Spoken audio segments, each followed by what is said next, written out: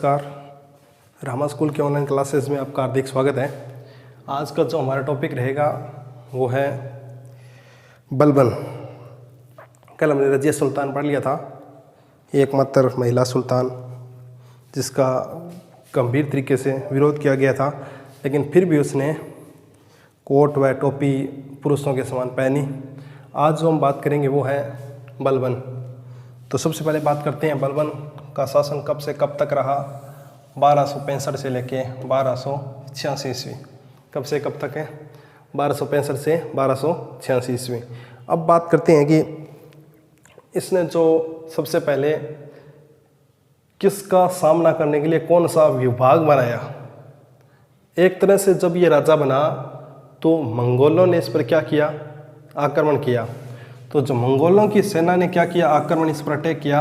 तो उसके लिए इसने अलग से विभाग बना दिया। उस विभाग का नाम है दीवाने आरीज। सबसे पहले बलबन राजा बना 1265 से 1286 ईस्वी। तो उस पर जब मंगोलों ने आक्रमण किया तो उसके लिए अलग से उसने विभाग बना दिया और उस विभाग का नाम है दीवाने आरीज। क्यों नाम है दीवाने आरीज? क्या था? तो सेना विभाग। और क्यों सुनाया हुआ भी है, ये क्यों सुनाया हुआ है 2018 के अंदर। तो अब बात करते हैं कि जो बलबन है उसने जब राजा बना तो उसने 2 प्रथाएं शुरू की। जो भी उसके दरबार में आएगा तो उसके लिए क्या करना? सिजदा करना, मतलब प्रणाम क्या करना? सिजदा करना। इसके बाद में उसने जो प्रथा शुरू की उसका नाम है पाबोस। मतलब इसमें क्या होता था, जो भी व्यक्ति उसके दरबार के अंदर आएगा तो वो क्या करता था? दरबार के अंदर आकर सम्राट के सम्मुख, सम्राट के सामने आ गया, राजा के सामने। जैसे उसने राजा के सामने आकर प्रवेश किया तो सबसे पहले उसने प्रवेश करते ही उनके पैरों के सामने झुककर क्या हो गया? नतमस्तक। जैसे राजा की जो एंट्री की उसने दरबार के अंदर आकर उसने राजा के सामने क्या हो जाना? पैरों को नतमस्तक कर देना। तो वो जो है प्रथा कौन सी कहलाती है? पाबोस। सिजदा और पाबोस जो है उसने 2 प्रथाएं शुरू की। दीवाने आरीज सेना विभाग मंगोलों की सेना के लिए। इसके बाद में बात करेंगे हम जो है उसने एक नीति अपनाई, वेरी वेरी इंपॉर्टेंट, लोहे व रक्त की नीति। लोहे व रक्त की नीति किसकी देन है? बलबन की। सिजदा पाबोस और दीवाने आरीज किससे संबंधित है? बलबन से संबंधित है। इसमें क्या किया जाता था? जो भी स्त्री है उसे पुरुषों को क्या कर दिया था? मार डाला जाता था।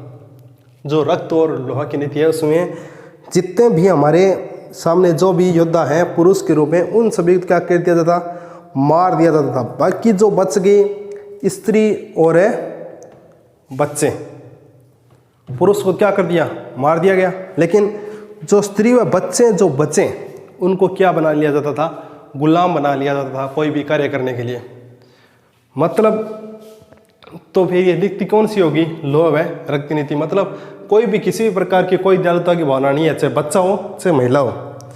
तो एक तरह से निर्दयी शासक कह सकते हैं। तो बलबन 1265 से 1286 ईस्वी। सबसे पहले मंगोलों की सेना के उसने कौन सा विभाग बनाया? दीवाने आरीज। उसके बाद में उसने 2 प्रथा शुरू की अपने दरबार के अंदर, सिजदा और पाबोस। इसके बाद में उसने जो नीति है कौन सी? लोह व रक्त नीति, जिसमें पुरुषों को मार दिया गया, स्त्री व जो बच्चों को गुलाम बना लिया गया। इसके बाद में जो बात करेंगे अब इसकी मृत्यु, क्योंकि सन कौन सा है? 1286 ईस्वी के अंदर लास्ट है इसका। 1286 ईस्वी में क्या हो जाती है? इसकी मृत्यु। और मृत्यु के बाद में जो अमीर हैं यानी मुस्लिम लोग हैं उनके बीच में आपस में संघर्ष शुरू हो जाता है राजा बनने के लिए। तो राजा बनने के लिए जब संघर्ष हो गया तो वो इतना खतरनाक संघर्ष होता है कि वो किसका रूप धारण कर लेता है? एक दूसरे के खून के उतारू हो जाते हैं। मतलब एक दूसरे के जान के क्या हो गए? वो दुश्मन हो गए। तो उनमें क्या बढ़ जाता है? खूनी संघर्ष, खूनी रूप धारण कर लेते हैं। वो बात तो छोटी सी होती है लेकिन उसको बड़ा चढ़ा कर इतना रूप दे दिया जाता है कि लोग एक दूसरे का खून करने के लिए क्या हो जाते हैं? उतारू हो जाते हैं। तो वो जो था वो अमीरों का जो दलीय संघर्ष खूनी रूप है धारण कर लिया। इसके बाद जो हमने बात की 1290 ईस्वी में जो ये व्यक्ति चला गया बलबन। अब एक जो व्यक्ति आया 1290 ईस्वी में, वो एक वंश की स्थापना करता है। कौन से वंश की? खिलजी वंश की। लेकिन उससे पहले हम बात कर लेते हैं इसी के अंदर, बलबन के अंदर 1290 ईस्वी के अंदर जलालुद्दीन खिलजी जो है वो उस समय को क्या कर देता है? राजा घोषित कर देता है। क्या घोषित कर देता है? समय को सुल्तान। क्योंकि इस समय गद्दी खाली है। 1286 में मृत्यु किसकी होगी? बलबन की। बलबन की मृत्यु होने के बाद में व्यक्ति आता है जलालुद्दीन खिलजी और अपने आप को वहाँ क्या घोषित कर देता है? राजा, सुल्तान घोषित कर देता है। इसके बाद में बात करते हैं कि बलबन का जो सिद्धांत था प्रजा, वो राजतव सिद्धांत था। कौन सा?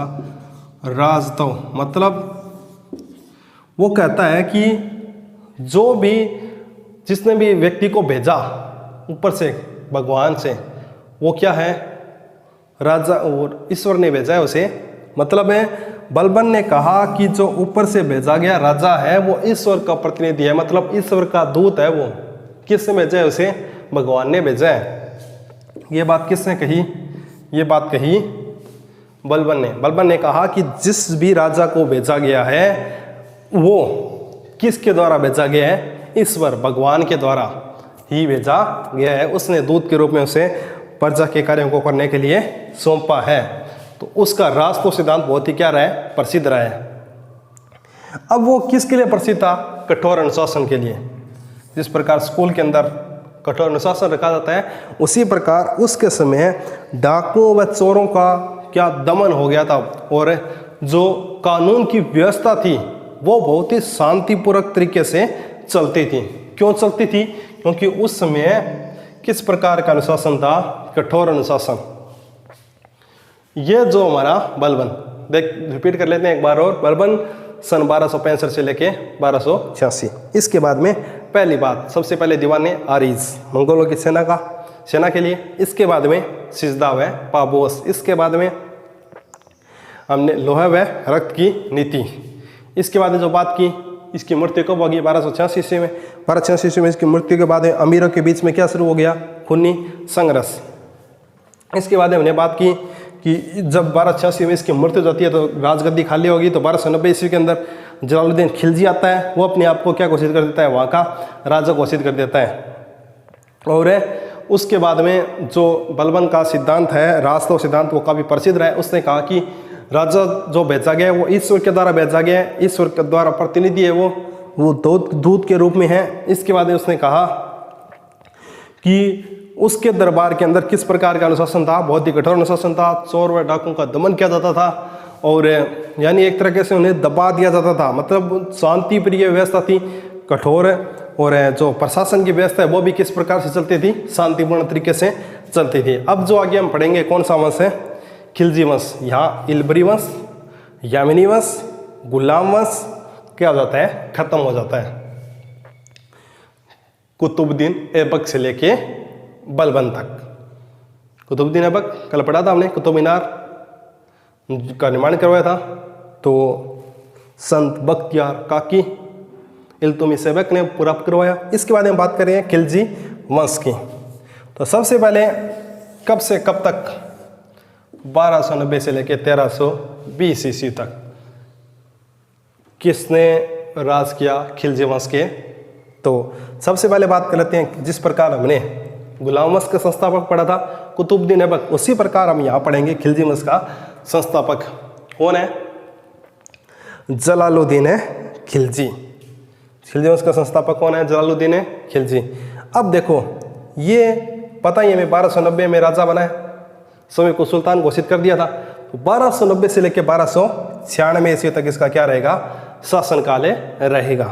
इसके बाद में जब ये राजा बना तो अकबर की तरह नहीं है कि 11 या 13 वर्ष की आयु में बन गया। जो पृथ्वीराज चौहान है वो भी 13 वर्ष की आयु में राजा बन गया। लेकिन ये देखो कितने वर्ष की आयु के अंदर है?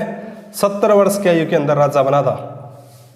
कितने वर्ष की? जिस प्रकार महाप्रताप 57 वर्ष की उम्र के अंदर सबको समाप्त करके राजा ही बन लिया, पर अपने जो राज्य क्षेत्र था उसे गुलाम भी नहीं होने दिया। और ये व्यक्ति कब राजा बनता है? 70 वर्ष की आयु के अंदर जाकर राजा बनता है। और समय को सुल्तान घोषित करता है। तो इसके बाद में इसकी जो हत्या किसने की, इसके भतीजे व इसके दामाद है, क्या नाम है, अलाउद्दीन खिलजी। अलाउद्दीन खिलजी ने कहाँ की थी, तो इलाहाबाद के अंदर। अलाउद्दीन खिलजी कहाँ, इलाहाबाद। और किस प्रकार से, वो भी धोखे से उसकी क्या कर दी, हत्या कर दी। ये रास्ता है, राजा के अंदर बनने के लिए कुछ भी किया जा सकता है।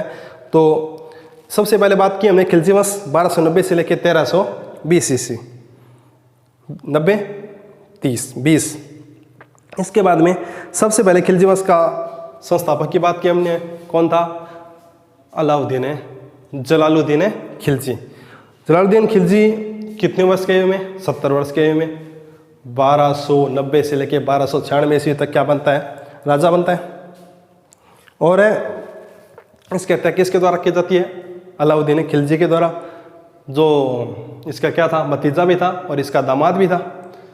कल भी हमने पढ़ा था, कुतुबुद्दीन ऐबक का दामाद इल्तुतमिश ऐबक। तो यहाँ जलालुद्दीन खिलजी का दामाद है, कौन है, अलाउद्दीन खिलजी। धोखे से इलाहाबाद के अंदर जाकर उसकी क्या कर देता है, हत्या कर देता है। अब जो राजा बना है कौन है, अलाउद्दीन खिलजी। अलाउद्दीन खिलजी क्या है कि अपने सिक्कों पर उसके द्वितीय सिकंदर लिखा हुआ मिलता है। एक तो सिकंदर वो था और इस सिकंदर ये है। ये अपने सिक्कों पर क्या लिखा मिलता है, इसके सिक्कों पर है द्वितीय सिकंदर।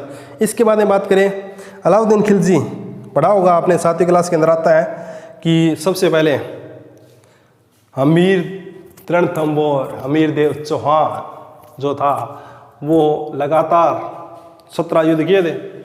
17 में से 16 युद्ध उसने जीते थे, एक युद्ध क्या हो गया था, हार गया था। तो वही बात सबसे पहले किसको जीता, 1301 के अंदर है रणथंभौर को, यही था वो रणथंभौर को जीता। एक साल लगातार घेरा डालने के बाद जब किले के अंदर रसद सामग्री खत्म हो गई थी तो उन्होंने धोखे से बाहर बुलाया और इसकी क्या कर दी, हत्या कर दी थी। उसी प्रकार वहाँ पे 1303 ईस्वी के अंदर चित्तौड़ रानी पद्मिनी वाली, बहुत ही सुंदर जो थी शीशे के समान, तो उसकी कहानी थी यहाँ पे चित्तौड़ के अंदर। तो बात की हमने 1301 की कर ली, अलाउद्दीन खिलजी ने 1301 में रणथंभौर को जीत लिया, 1303 ईस्वी में चित्तौड़ को जीत लिया। राजस्थान का पहला जौहर 1301 और चित्तौड़ का पहला जौहर 1303 के अंदर, 3 जौहर हुए थे चित्तौड़ के अंदर। तो अब बात करते हैं जो गुजरात अभियान के दौरान हिंदू से धर्मांतरित, मतलब हिंदू था, उसके बाद में कौन से धर्म के अंदर है, मुस्लिम धर्म के अंदर वो क्या कर लेता है, प्रवेश कर लेता है। तो जो गुजरात अभियान के दौरान ये गया था उसमें इसको क्या मिली थी, बहुत ही धन संपदा, अपार धन संपदा प्राप्त हुई थी। तो हिंदू से धर्मांतरित होकर कौन से धर्म में आ गया, मुस्लिम धर्म में आ गया। तो एक व्यक्ति का साथ मिला था, ऐसे व्यक्ति का नाम क्या था, मालिक कफूर। मालिक कफूर व्यक्ति का साथ मिला और ये कहता है अमीर खुसरो क्या कहता है कि इसने रामेश्वरम तक भी पहुंचा था। कौन है, रामेश्वरम तक है मालिक कफूर भी इसके साथ पहुंचा था। तो इसके बाद ये बात कर लेते हैं कि अलाउद्दीन खिलजी की कि राजस्व जो व्यवस्था थी, ढांचा चल रहा था कि इतने प्रकार से हमें कर लेना चाहिए, भूमि पर इतना कर लगाना चाहिए। तो वो जो व्यवस्था थी उसका वापस क्या किया, इसने निर्माण किया दोबारा। इसके बाद में इस पर जो विद्रोह करते थे कोई भी व्यक्ति होचे, उन पर नियंत्रण करने के लिए उसने कितने प्रकार के आदेश जारी कर दिए, 4 प्रकार के आदेश जारी कर दिए। जो भी इसके साथ विद्रोह करता था, जो भी कोई राजा या सरदार, उनको दबाने के लिए इसने कितने प्रकार के आदेश जारी कर दिए, 4 प्रकार के। इसके बाद में खजाइन उल फतुह जो रचना है वो किसकी है, अमीर खुसरो की। पहला क्वेश्चन तो ये है, खजाइन उल फतुह किसकी रचना है, अमीर खुसरो। तो अमीर खुसरो, खजाइन उल फतुह के अंदर अमीर खुसरो ने इसे विश्व का सुल्तान कहा है कि ये तो यहाँ का सुल्तान नहीं है बल्कि कहाँ का सुल्तान है, पूरे विश्व का। और जनता का चरवाहा, वेरी वेरी इंपॉर्टेंट क्वेश्चन, कि जनता का चरवाहा है और विश्व का सुल्तान की उपाधि किसे दी गई है? अलाउद्दीन खिलजी को। कल हमने पढ़ा था लाल बख्श, कुतुबुद्दीन ऐबक, लेकिन आज की बात कर रहे हैं तो खजान फतह के अंदर अमीर खुसरो ने किसे? अलाउद्दीन खिलजी को क्या कहा था? विश्व का सुल्तान है, जनता के चरवाहा की क्या दी थी? उपाधि थी। इसके बाद में बात करते हैं, इसे अपने राजस्व व्यवस्था के अंदर क्या किया था? पुनर्निर्माण किया था। उसने कालाबाजारी, जो भी वस्तुओं के ऊपर कालाबाजारी हो रही थी उस पर क्या लगा दी? रोक लगा दी। मुनाफाखोरी पर रोक लगा दी, कालाबाजारी पर क्या लगा दी? रोक लगा दी। इसके बाद जो इसने इसके दरबार के अंदर है एक बाजार था, किसका? वस्तुओं का, स्थानीय है, और जहाँ पर विदेशी वस्तुएं लाई जाती थी वह बेची जाती थी, उसे क्या कहा गया? सराय अद्दल। जिस प्रकार दीवाने आरीज, उसी प्रकार सराय अद्दल क्या है? तो स्थानीय विदेशी वस्तुओं की जहाँ से खरीदारी की जाती थी वो क्या था? सराय अद्दल। इसके बाद हम बात करते हैं पहला शासक जिसने किस प्रकार का सैनिकों को नकद वेतन देना शुरू किया था। पहला शासक जिसने क्या शुरू किया? सैनिकों को नकद वेतन देना आरंभ किया, वो राजा कौन सा था? अलाउद्दीन खिलजी। इसके बाद हम बात करते हैं, इसने अपने नाम पर एक किला बनाया जिसे नाम क्या है? अलाउद्दीन खिलजी। तो अलाई किला निर्माण किया। इसमें कितने दरवाजे थे? 7 दरवाजे थे। अलाउद्दीन से अलाई किला और कितने दरवाजे? 7। इसके बाद में बात करते हैं इसकी मृत्यु कब होती है? सन 1316 ईस्वी के अंदर मृत्यु हो गई। तो मृत्यु होने के बाद में जो इस राजा बना उस व्यक्ति का नाम था कुतुबुद्दीन मुबारक खिलजी। कुतुबुद्दीन मुबारक खिलजी कब बना? 1316 ईस्वी के अंदर। अब बात करते हैं जो भी इसने पिता के सारे आदेश जारी किए गए थे, कठोर आदेश, उस सब को क्या कर दिया? इसने रद्द कर दिया गया। जितने भी आदेश जारी थे उनको क्या कर दिया? रद्द कर दिया। और समय को क्या घोषित कर दिया? खलीफा, यानी समय को क्या घोषित कर दिया? राजा घोषित कर दिया।